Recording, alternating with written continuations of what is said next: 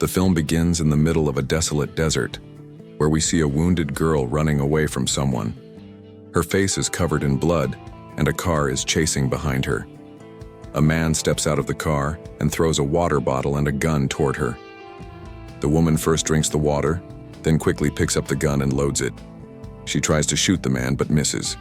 In the end, the man runs her over with his car, killing her. The scene cuts, and we are again shown a girl traveling through the desert. Her name is Bobby, and she is talking to her sister on the phone. From their conversation, we learn that Bobby is on her way to meet a friend who had not treated her well in the past. He had even raised his hand on her. Her sister warns her, saying, "What if he turns out to be just like our dad, a bad person, and you end up being tortured your whole life like Mom?" But Bobby doesn't listen. For now, she wants to give her relationship another chance.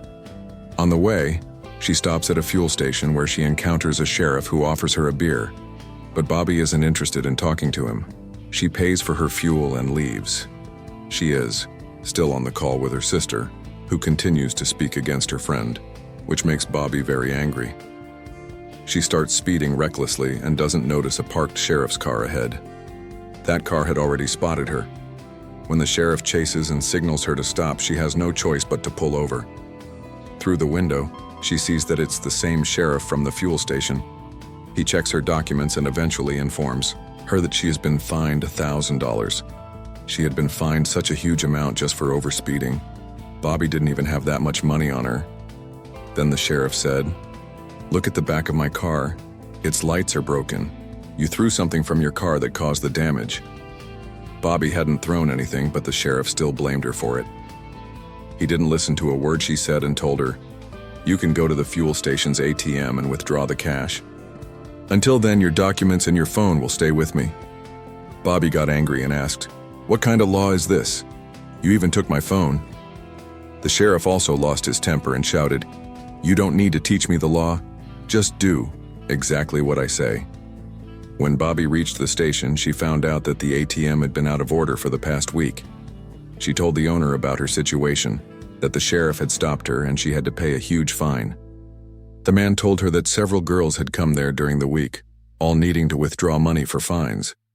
That's when Bobby realized the sheriff was doing this intentionally and seemed to enjoy harassing women. Determined not to be one of his victims, she decided she would not give him any money and would just leave, even if it meant leaving her ID and phone behind. The sheriff saw Bobby running from a distance.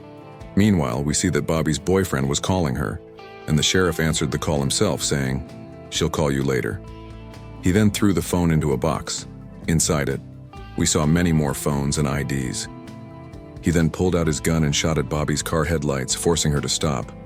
Approaching her, he asked, "Why did you run away when I told you to wait there?" Bobby replied, "Please try to understand my situation. I need to reach my boyfriend. If I don't reach on time, he'll definitely suspect me." The sheriff replied, "You're not going anywhere now. On top of everything, your car headlights are broken, so you've got another fine." He then started searching Bobby in a very inappropriate manner, which made her very uncomfortable. He told her, "Until all this is resolved, your license will stay with me. You can get it back after paying the fine." Bobby quickly tried to leave, but then we saw the sheriff shoot one of her tires from behind. Her car got unbalanced and started sinking into the sand. She realized this man was playing a deadly game with her. To save herself, Bobby started running on foot. She stole some money from a man, hoping to use it to buy her way out and escape the sheriff. Exhausted, she sat down to catch her breath. Just then, a waitress came and asked her to place an order because sitting there without ordering was not allowed. Bobby ordered a coffee. Suddenly, she saw the sheriff entering the place too. Panicking, she stood up and headed toward the restroom, looking for another way to escape, but couldn't find any. The good thing Bobby discovered was that the sheriff had brought her car to the gas station. Seeing this gave her an idea.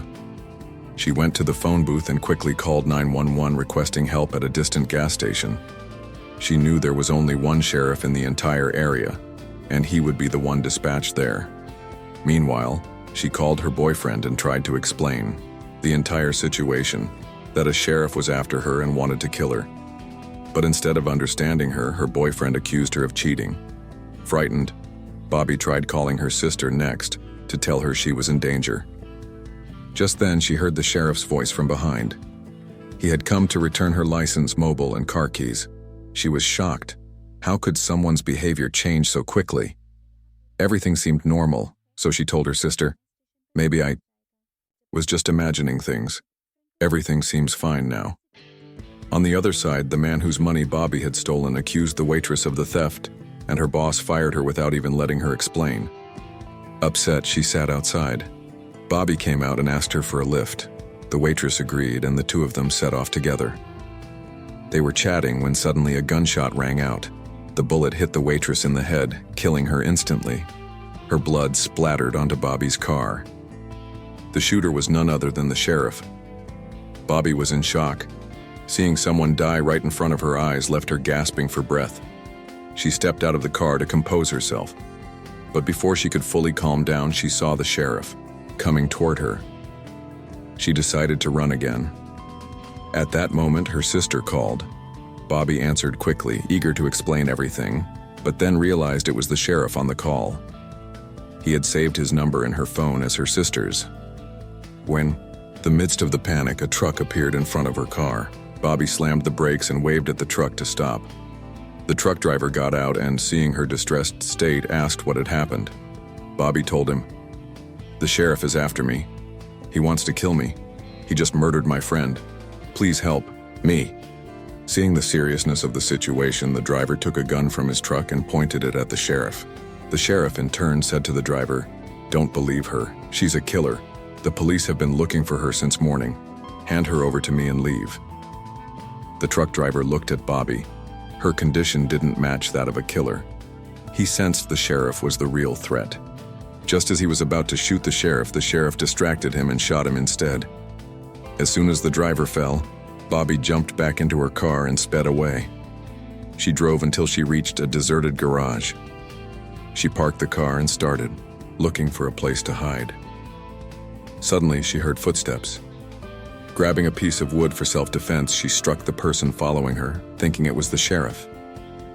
But it turned out to be a mechanic who worked there. He took Bobby inside, tended to her wounds, and made her coffee. Bobby told him everything about the sheriff, the murders, and how she was being hunted.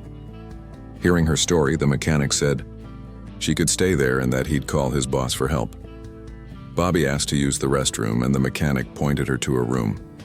Inside, she found not only car tools but also strange equipment, chains, hooks, and other disturbing items. Moving further in, she saw a wall full of girls' IDs. It struck her. Was this the sheriff's hideout? Just then, the sheriff appeared in front of her and she froze. He said, "Why are you thinking so hard? Let me explain." He pointed to the numbers written on the IDs and said, "These show how far each girl managed to run before I caught her." Before Bobby could flee, the mechanic, who was actually the sheriff's brother and partner in crime, hit her on the head and knocked her out. These two were psychopaths working together. When Bobby regained consciousness, she found herself tied to a chair. The sheriff began telling his story, why he hated women so much. He said his mother was a terrible person, always busy in her own pleasures, and because of her, both brothers had suffered greatly. Then he revealed a knife and said, "I made this from my mother's skin." He had killed her too. Now he grabbed Bobby's tongue and mercilessly cut it off, saying, "This is the same tongue you used to curse me, right?" The pain was so intense Bobby passed out again. When she woke up, she found she had been untied. She stood up, grabbed the sheriff's knife, and escaped from there. But the sheriff was well aware of such escape attempts. Every girl he tortured tried to run. Now Bobby was running through the night, just like the woman we had seen at the beginning of the movie, while the sheriff chased her in his car. When Bobby was exhausted from running, she collapsed to the ground. Just like with the previous girls, the sheriff threw a gun with a single bullet near her. He expected that, like the others, Bobby would shoot at him, but instead she pointed the gun at herself and fired. This enraged the sheriff. He came near her and started yelling that this game doesn't work like that. But when he checked, Bobby was still alive. She had fired the bullet into the air. As soon as the sheriff came close, Bobby attacked him with his own knife. While he writhed in pain, she quickly got into his car and ran him over, killing the monster once and for all. After that, Bobby went home, took a big gun, and gathered several IDs as evidence. But just as she was about to leave, the sheriff's brother showed up. She mercilessly killed him too, then drove away. Bobby was the girl who ended this horrific game forever. Just then, she received a call from her boyfriend. Seeing his name flash on the screen, she became furious. He hadn't come to save her in her most difficult time. She threw the phone away. It was revealed that Bobby had even preserved her tongue, cut off by the sheriff in an icebox, and later had it reattached. And with that, the story comes to an end.